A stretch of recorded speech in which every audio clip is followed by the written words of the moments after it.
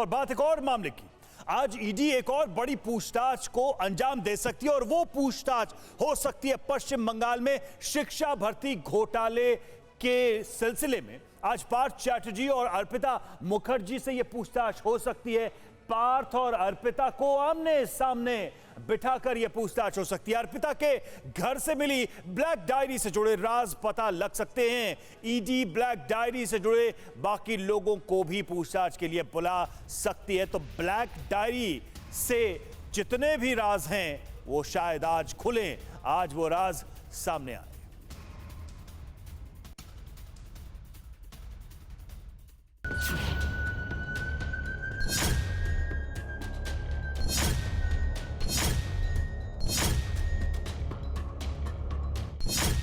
काली diary में 21 करोड़ का राज।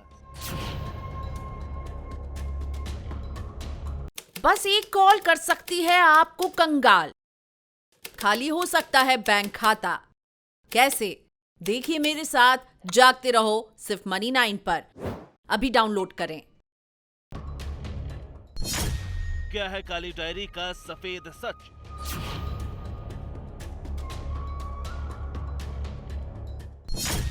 चालीस पन्नों में दर्ज करोड़ों के गबन की कहानी।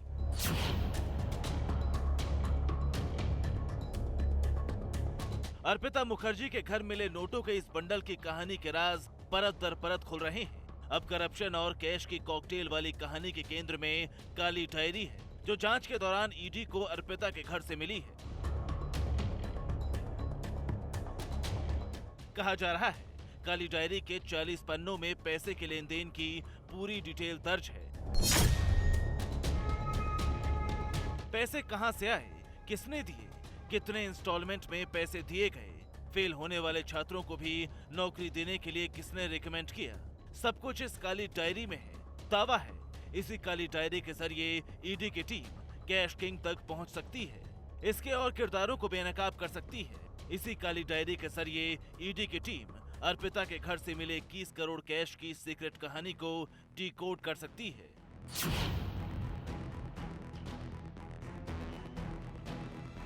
अब तक के खुलासे में जो सीक्रेट सामने आया है, आज हम इस काली डायरी के जरिए डिकोड करने वाले हैं। इसमें दर्ज करप्शन की संपूर्ण कहानी को आपके सामने लाने वाले हैं। आपको बताते हैं काली डायरी में क्या क्या लिखा है। काली डायरी में परीक्षा में फेल होने वाले उन छात्रों के नाम हैं जिन्हें नौकरी देने के लिए रिकमेंड किया गया। जो कैंडिडेट फेल हुए उन्हें नौकरी देने के लिए कितने ग्रेस नंबर की जरूरत थी, ये भी लिखा गया है। काली डायरी में रिमार्क कॉलम है, जिसमें कैंडिडेट का जिला और रिकमेंड करने वाले शख्स का नाम है। किस कैंडिडेट की ओर से कितने पैसे दिए गए हैं और कितने इंस्टॉलमेंट में पैसे देने हैं या फिर दिए गए, इसका भी जिक्र है। पश्चिम बंगाल में शिक्षक भर्ती घोटाले की कहानी सिर्फ काली डायरी तक सिमटी नहीं है। ईडी को जांच के दौरान एक छोटी नोटबुक भी मिली है, जिसमें भी कई राज हैं। नोटबुक में डिस्ट्रिक्ट वाइज कोटे का जिक्र है।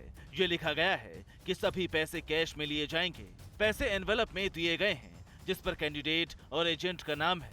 सूत्रों की माने तो पैसे छापेमारी से करीब 1 महीने पहले डायमंड सिटी में भेजे गए थे। डायमंड सिटी दक्षिण कोलकाता का वही पॉश इलाका है जहां अर्पिता मुखर्जी रहती थीं। फिलहाल अर्पिता मुखर्जी और पार्थ चैटर्जी दोनों 3 अगस्त तक ईडी की कस्टडी में हैं।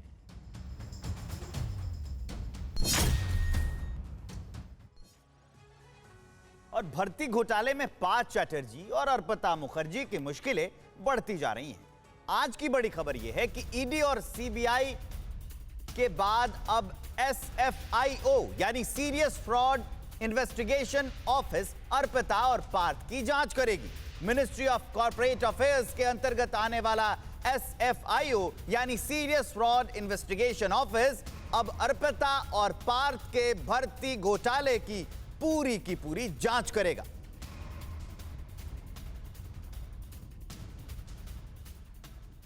क्या आपने भी खरीद लिया है गलत शेयर? हो गया है भारी नुकसान? देखिए मेरे साथ 80-90 पूरे 100 सिर्फ मनी 9 पर। अभी डाउनलोड करें।